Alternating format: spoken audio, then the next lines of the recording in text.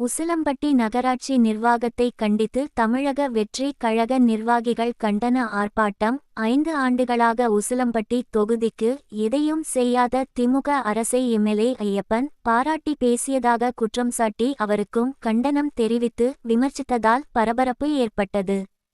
மதுரை மாவட்டம் உசிலம்பட்டி முருகன் கோவில் முன்பு நகராட்சி பகுதியில் சாக்கடை கால்வாய்களை சீரமைக்காத நகராட்சி நிர்வாகத்தை கண்டித்தும் பேருந்து நிலைய விரிவாக்க பணி மற்றும் சந்தை கடைகள் விவகாரத்தில் ஏற்பட்டுள்ள நிர்வாக சீர்கேட்டை கண்டித்தும் தமிழக வெற்றி கழகத்தின் சார்பில் அதன் மதுரை புறநகர் மேற்கு மாவட்ட செயலாளர் விஜய் மகாலிங்கம் தலைமையில் 200க்கும் மேற்பட்ட தவேக நிர்வாகிகள் மற்றும் தொண்டர்கள் கண்டன ஆர்ப்பாட்டத்தில் ஈடுபட்டனர். நகராட்சி நிர்வாகத்தை கண்டித்தும் விரைவில் சாக்கடை கால்வாயை சீரமைக்க கோரியும் பேருந்து நிலைய விரிவாக்க பணிகளை முறைப்படுத்த கோரி கண்டன கோஷங்களை எழுப்பி கண்டன ஆர்ப்பாட்டம் நடத்தினர். இந்த ஆர்ப்பாட்டத்தின் போது நகராட்சி நிர்வாகத்தை திமுக அரசு கையில் வைத்திருந்தாலும் அதிமுகவும் கைகோர்த்து டெண்டர் உள்ளிட்ட பல்வேறு முறைகேடுகளில் ஈடுபட்டு வருவதாகவும் எம்எல்ஏ ஐயப்பன் கூட அவர் அலுவலகத்திற்கு சென்று வரும் பகுதியில் சாக்கடை முறையாக இல்லாத நிலையில் இருந்தாலும் 5 ஆண்டுகளாக உசிலம்பட்டி தொகுதிக்கு எதையும் செய்யாத திமுக அரசை வாழ்த்தி பேசியது அவமானமாக இருப்பதாகவும் உசிலம்பட்டி தொகுதியில் திமுக டெபாசிட் இழக்க வைக்க ஒவ்வொரு வீடாக சென்று பிரச்சாரம் செய்வோம் என பேசியது பரபரப்பை ஏற்படுத்தியது. இங்க ஒரு ஊழல் நடக்கும், ஏன்னா கைகோர்த்திருப்பாங்க. திமுக ஆட்சி அமைக்குங்க, ஆனா ஏடிஎம்கேல இருக்கவங்க இங்க துப்புரவு தொழிலாளர்களுக்கு அவங்க தான் எல்லாமே செய்வாங்க. அவங்களுக்குள்ள ஒரு ஈடுபாடு, எல்லாமே டெண்டர் விடுறதுல இருந்து எல்லாமே பரஸ்பரமா நடந்துக்கிறோம். இதனாலதான் சொல்றோம், வர்ற எலெக்ஷன்ல 2 பேருக்கு தான் போட்டியே. ஒன்னு டிஎம்கே, இன்னொன்னு டிவிகே. அது தெரிஞ்சுக்கிறோம்.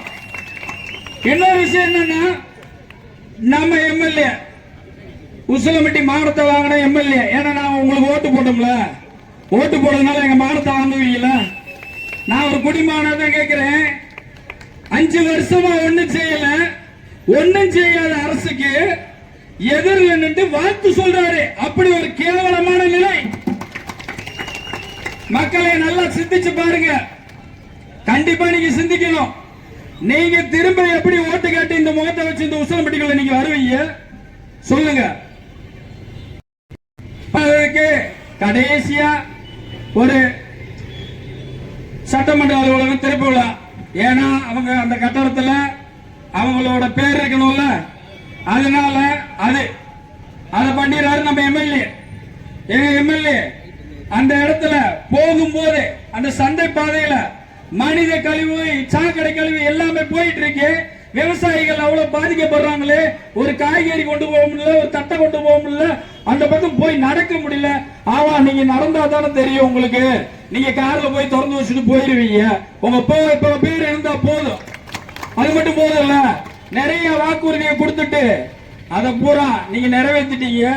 அதனால நீங்க சந்தோஷமா சட்டசபையில நின்று முதல்வர் அவர்களே, நீங்களும் மீண்டுமே ஆட்சிக்கு வந்தால் மக்கள் நாங்கெல்லாம் நல்லா இருப்போம் சொல்லி ஒரு கேவலமான ஒரு விஷயத்தை செஞ்சீங்க. எங்களுக்கு எல்லாம் ரொம்ப மனசு கஷ்டமா இருக்கு. உங்களுக்கு எல்லாம் மனசாட்சி இல்லையா?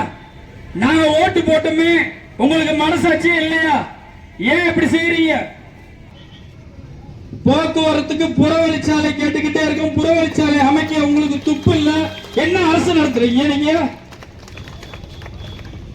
மக்களே, இங்க கஷ்டப்படுற மக்களுக்கு நான் ஒண்ணு சொல்றேன். உழைக்கின்ற மக்களுக்கு, சுமை தூக்கும் மக்களுக்கு, வியாபாரிகளுக்கு, உங்களுக்காக இந்த தமிழக வெற்றி கழகம் எப்பயும் குழு கொடுத்துக்கிட்டே இருக்கும். நீங்க மக்களுக்கு எது செய்யலன்னா கேட்கறதுக்கு ஆள் இல்லை நினைச்சிட்டு இருக்கீங்களா? நாங்க இருக்கோம். எங்க தலைவர் இருக்காரு.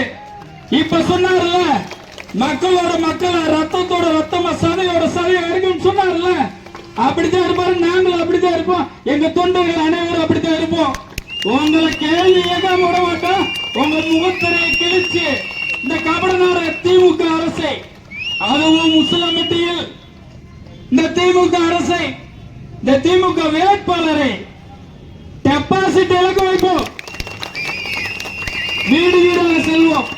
நீங்க நடத்திய நாடகத்தையும் நீங்க சாதனைன்ற பேர்ல எங்களை சோதனை பண்ணதையும் எல்லாத்தையும் நம்ம சொல்லுவோம், எல்லாத்தையும் பேசுவோம்.